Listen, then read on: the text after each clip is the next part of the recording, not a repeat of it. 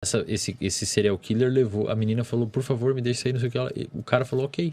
E levou a menina na porta da casa dela. E saiu e foi embora. A menina, obviamente, chama a polícia. E a polícia foi lá e prendeu o cara. Quando a polícia perguntou por que ele fez aquilo, ele não se ligou. O cérebro dele não estava no funcionamento. Nossa, isso daqui vai dar... Pode ser que dê um erro de interpretação do público, mas é importante. Aí a culpa é de quem interpretou errado. Outra coisa que os estudos mostram... Eu não vou lembrar a área, tá? Vou dever essa pra vocês. Cara, eu não vou lembrar. Será que é a ínsula? Não vou lembrar a área. Mas tem uma área do cérebro, isso é foda, cara. Isso é meio pesado até falar, mas os estudos apontam, depois vocês podem me lembrar aí, pessoal que tá assistindo o corte, tá puto comigo, me lembra que eu linko o estudo aqui embaixo. Bons estudos mostram que pessoas conservadoras, elas tendem a ter um aumento na atividade da região do cérebro que processa nojo. São pessoas que sentem mais nojo. Nojo, tipo, nojinho. Nojo. De coisa sei suja, lá, assim. ou de duas pessoas do mesmo sexo se beijando. Caralho. Elas têm uma sensibilidade maior a nojo. Explica muita coisa também.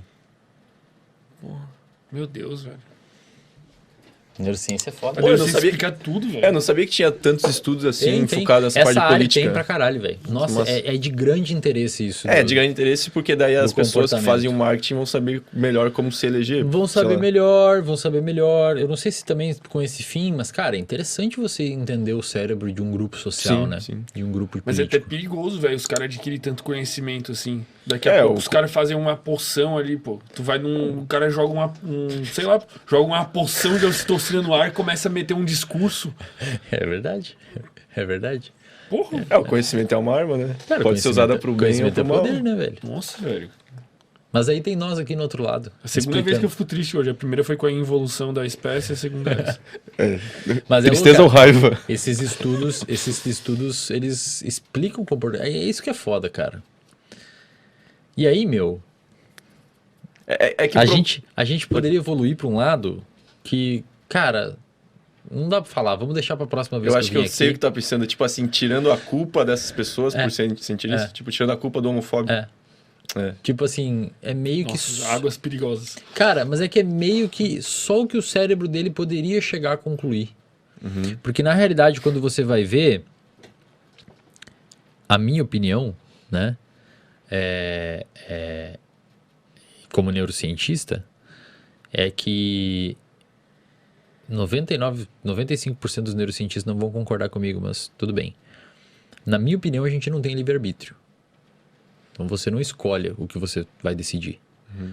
Na verdade, era só o que você podia decidir naquele momento, dentro daquela circunstância, devido àquelas camadas sedimentares de experiências que você construiu durante a sua vida. Uhum. Então, vou dar um exemplo. Você é uma pessoa que,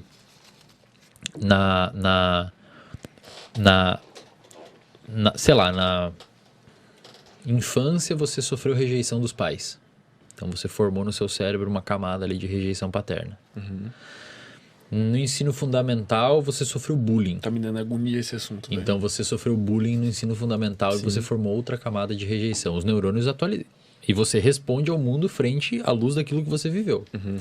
Eu espero que as pessoas tenham honestidade intelectual para tentar pelo menos prestar atenção no que eu estou explicando agora e não tirar conclusões. Não tirar conclusões em cima de um fato, né? De um negócio. Não, mas em cima de uma pouca... Pelo menos nem se preocuparam em entender, sabe? Sim. Tipo, se for tirar uma conclusão contrária à minha, pelo menos tenta entender o que eu vou falar. Então você formou duas redes neuronais de engrama que estão determinando o seu comportamento. No ensino médio, você começou a namorar uma menina e você descobriu que ela ficou com o seu melhor amigo e traiu você. Uhum. Então já são 3 itens que lembram... E ele não teve culpa nenhum dos 3. Não é isso que eu tô dizendo. Isso. Eu tô dizendo assim, é o terceiro item no seu cérebro, no seu desenvolvimento, que tem a ver com rejeição e trauma relacionado a confiar em alguém. Aí no seu trabalho, na sua faculdade, riram de você quando você apresentou um trabalho e você não conseguiu entrar em nenhum grupo para fazer festa e sair no bar e tal.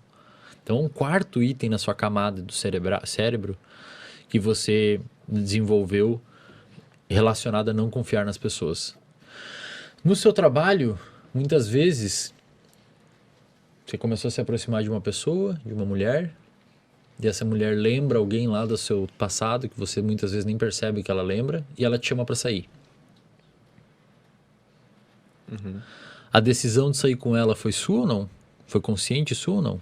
Porra. Na minha opinião, não, cara. Na minha opinião, seu cérebro respondeu à luz de tudo que você viveu antes. Se a sua mãe se estressou na infância, você provavelmente vai ter um eixo de resposta ao estresse mais sensibilizado que pode aumentar ainda sua predisposição a determinadas respostas na gravidez? Na gravidez. A determinadas respostas na sua vida adulta, via epigenética. Então, hoje, por exemplo, a sua resposta à frustração, um término de namoro, um podcast que flopou, a sua resposta emocional à frustração hoje é influenciada por um evento traumático que a sua mãe teve enquanto você estava na barriga dela. Cara, mas isso que tu tá falando, velho, me dá uma agonia tremenda, velho. Tipo, de não me sentir livre no É que assim, ó, certeza. o livre-arbítrio, pensa assim, ó. Qualquer neurônio do seu cérebro vai disparar frente a um estímulo que ele recebeu. Não existe um neurônio que dispara sozinho. Tipo, o neurônio decidiu disparar um potencial de ação, que é um estímulo elétrico, uma sinapse, e ele simplesmente decidiu, vou ligar aqui. Não existe isso. O seu neurônio ele só vai disparar à luz de uma informação sensorial que ele recebeu do ambiente. O seu cérebro é uma bola de gosma, de carne, jogada dentro do ambiente, que recebe estímulos auditivos. Vou dar um exemplo. Bate um negócio lá fora e você olha. Foi da sua decisão olhar?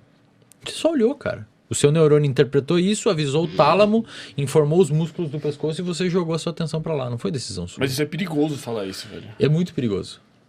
Porque aí seria o que a gente vai... Porque, cara, se ninguém tem culpa de nada, todo mundo pode fazer o que quiser. Tu mata, tu rouba. Entendeu? Mas pensa assim comigo, vou te dar um exemplo.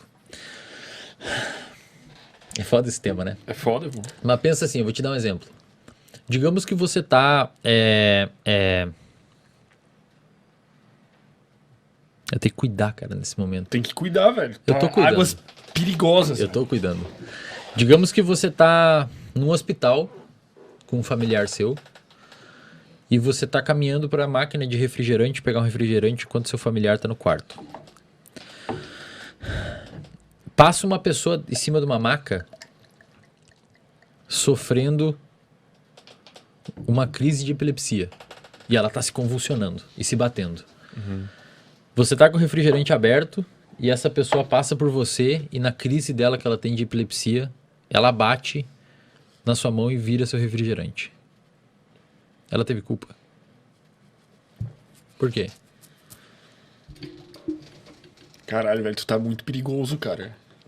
Eu tô entendendo. Vai se criando um clima terrível. Vai se criando um clima terrível, velho. Não, tô perguntando. Não, mas ela, tipo, quem não teve culpa? A pessoa do refri ou Não, a mulher. Na minha opinião, a pessoa, se fosse eu iria relevar por... Não, tô perguntando se ela teve culpa. Ah, tá. Foi intencional? Ela fez com intenção? Não.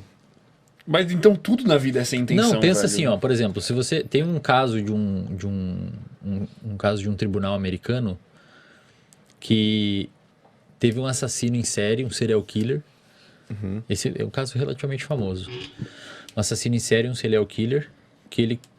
Cara, é muito louco assim, porque existe uma região do seu cérebro chamada de córtex pré-frontal, que é a região envolvida com racionalidade. É foda, cara, porque tem que pisar em ovos aqui. É envolvida com racionalidade e com desenvolvimento de comportamento empático. O córtex pré-frontal faz isso. A gente chama de teoria da mente, você se bota no lugar de outra pessoa, tá?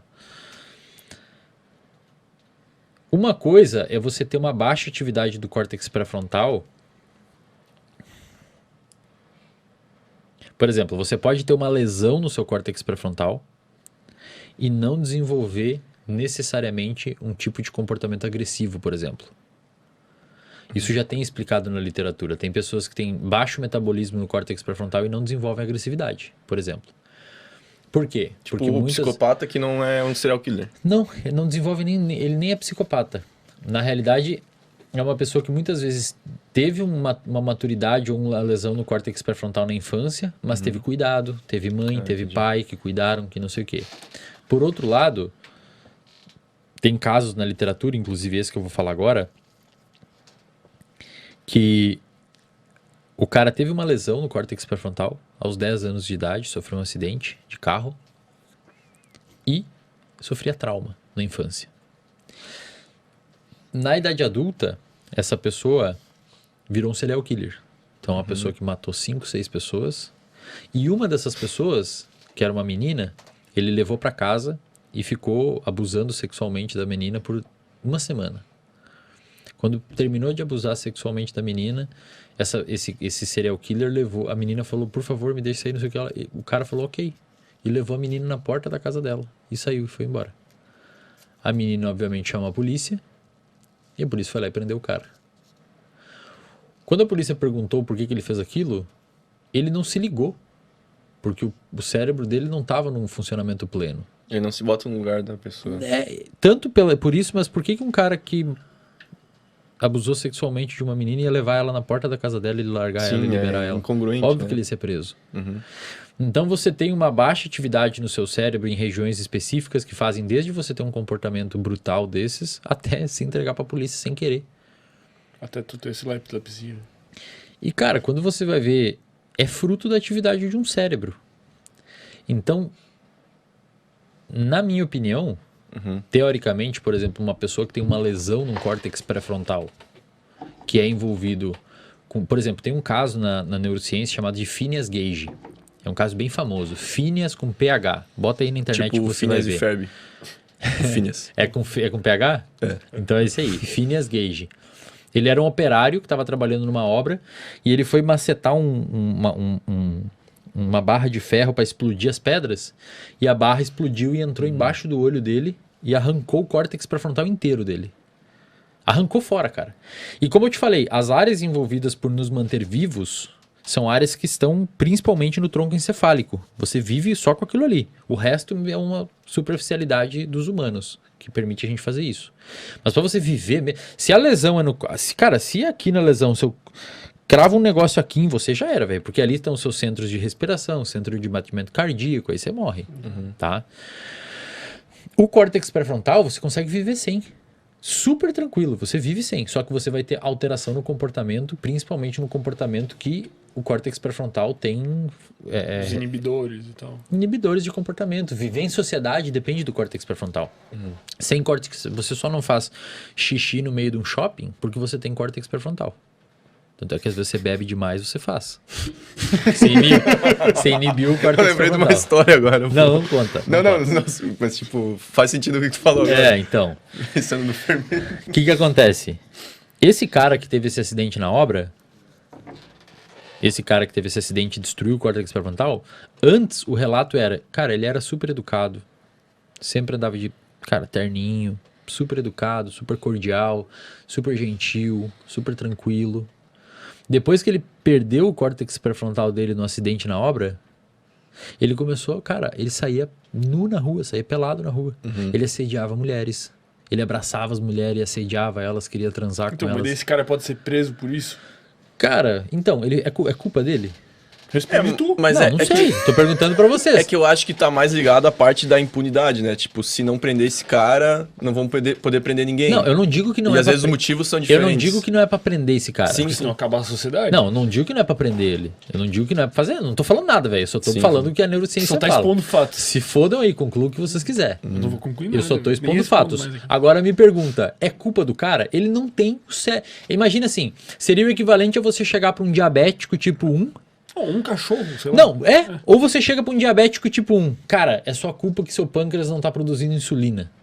Cara, o sistema imunológico dele atacou as células. Ele não tem aquelas células que produzem insulina. Não é culpa dele que não tá produzindo cara, mas insulina. então, mas aí tu chega num ponto, cara, que se tu extremalizar essa situação, chega num ponto que ninguém tem culpa de nada, cara. Eu sei, cara, mas eu Que não... tu vai chegar no Por isso é ponto, tão que tu perigoso. tá bem sucedido, blá, blá, blá, blá, por causa do teu cérebro é daquele jeito, Cara, não teria como ser diferente, velho.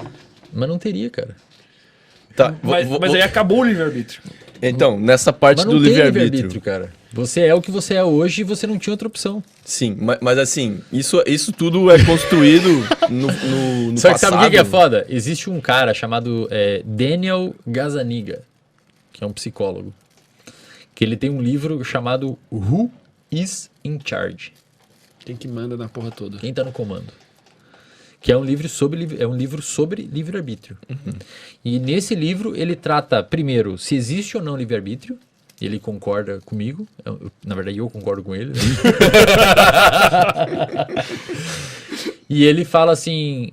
Só que ele fala isso. E aí, cara, ele meio que fala assim, cara, é uma conclusão que a gente chega, mas a gente não pode viver à luz dessa verdade. Sim. É o que ele fala. Porque senão vai dar merda. Ou tu se mata ou dá merda. Ou tu ele mata fala, alguém. cara, não vive à luz dessa verdade. E assim, eu digo pra galera, esse é um tema que 95% das pessoas que estão aqui ouvindo não estão preparadas pra conversar.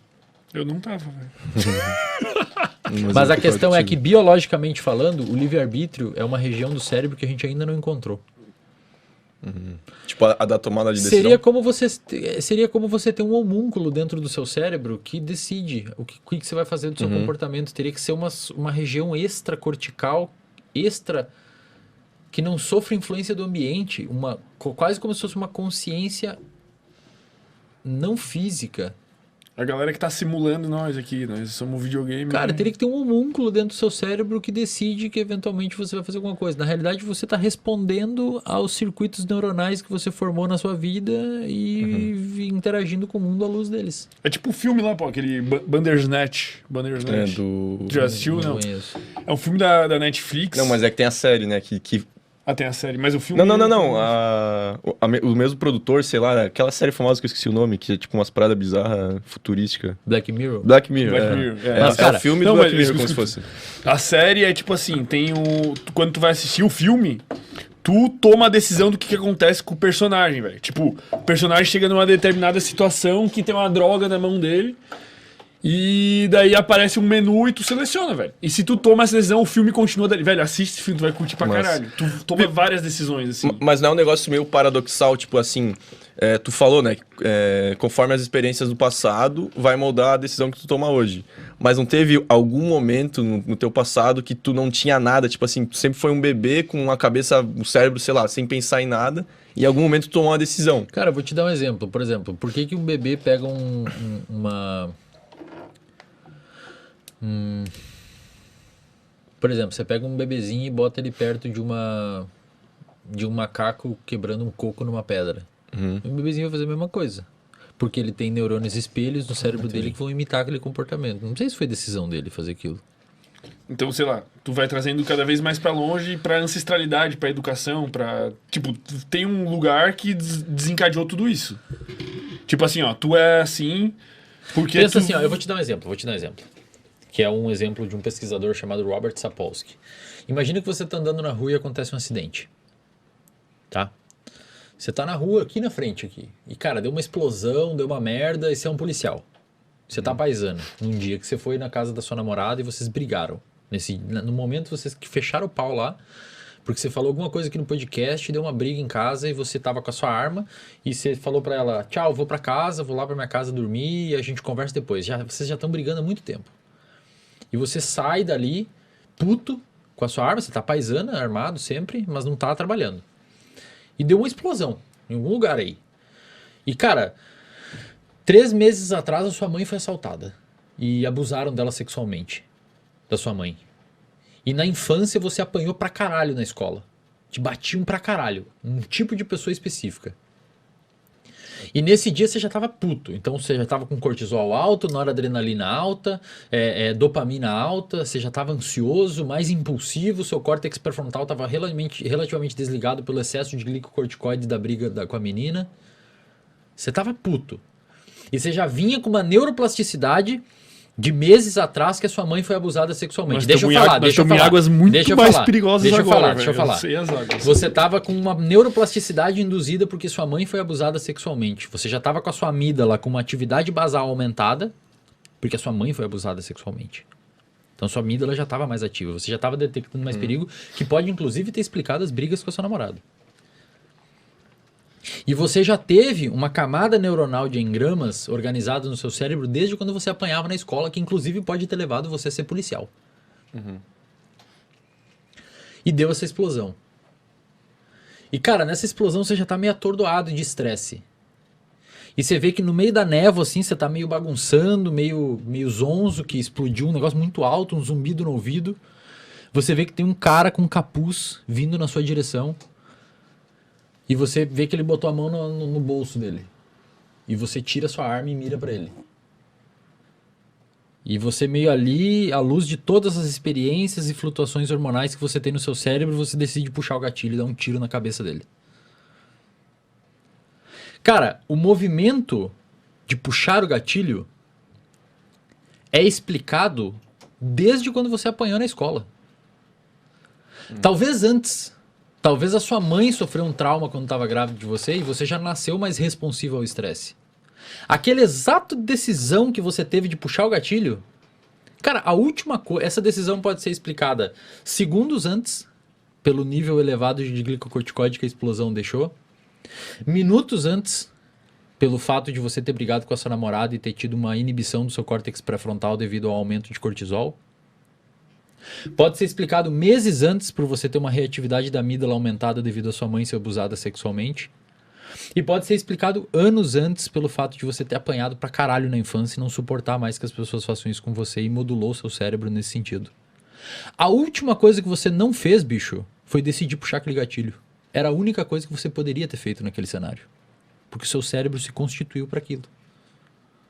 Agora, se as pessoas vão usar isso de alguma forma para justificar as merdas que vão fazer, o problema é de vocês, velho. Eu tô falando o que a neurociência explica. E na neurociência, na minha visão hoje, não existe espaço biológico pro livre-arbítrio. Você decide o que você tá decidindo e é a única coisa que você poderia decidir. Pô, concordo 100%. Pode Cara, ser. eu concordo parcialmente, velho. Porque, tipo assim, cara, se tu parar pra pensar, vamos... Digamos que você não puxa o gatilho. Não, vamos pra um outro mundo, vamos pra um outro mundo. Você talvez não puxou o gatilho, cara, porque você viu um filme ou você se traumatizou outra vez que você tinha eu matado entendi. um cara por ser policial. Mas pensa no raciocínio reverso, né?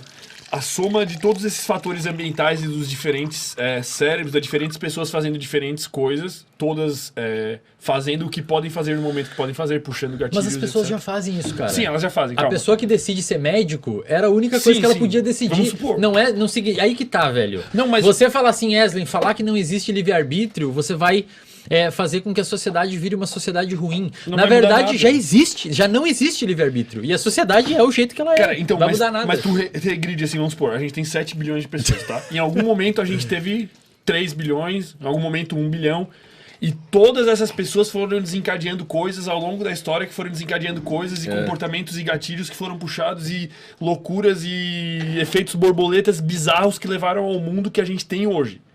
E isso tudo saiu de algum lugar lá muito distante, eu penso velho. nisso. Qual que é o paciente zero? Isso, tu entendeu o que eu tô querendo dizer? Entendi. Mas o que isso tem a ver com livre-arbítrio? Tudo, pô. Cara, pensa assim, ó, eu vou te dar um exemplo, vou te dar um outro exemplo. Então vamos voltar bem antes.